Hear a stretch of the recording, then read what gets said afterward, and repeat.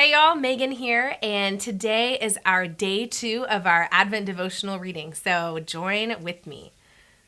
Mary was exhausted. Her first night's stay in the countryside had been too painful to sleep. Even though Joseph had stopped repeatedly the day before, her legs and back continued to spasm and cramp throughout the night. Mary tried to hide her pain. How she wished for her mother to be with her. She remembered the times as a little girl when she would rub her back and sing to her. It didn't seem that long ago, actually. "Come on, Mary, we're ready to go," said Joseph as he lifted her up on the donkey. Mary was close to tears before the sun was over the treetops. Her tears, though, were not from the pain of the travel. They were not from the heartache of having left the only home she had ever known. Her tears fell in fear of what lay ahead for her and Joseph.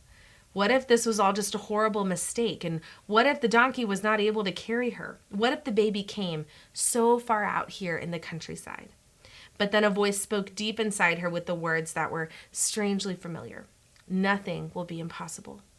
Mary couldn't quite make sense of it. Nothing will be impossible with God. They were the words the angel had spoken to Mary about her cousin Elizabeth. Nothing will be impossible with God. The words turned over and over in her heart, and they became truth. They became hope, and they became healing to the bruised young soul simply trying to follow the commands of Jehovah God. The rhythm of the little donkey's feet against the stone path reminded Mary of an old song her mother had sung to her. Nothing, nothing, nothing, nothing is too difficult for thee. The donkey picked up his pace. Joseph, off-key but singing nonetheless, joined in Mary's song, and even the baby, tucked beneath the heart of Mary, rejoiced in his own unseen way. You know, the beginning of Mary's journey reminds me of times in my past when God has asked me to do something or start something, and it would just make me really nervous because I just didn't know how it was all going to work out. You know, maybe you've been there too, wanting to obey God, but, nervous of the process and of the outcome.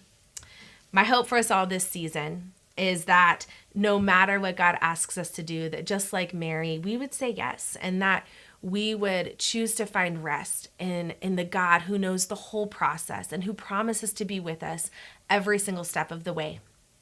May we have no fear this season, knowing that the Lord, He is in our midst. May the Lord bless you and your family today.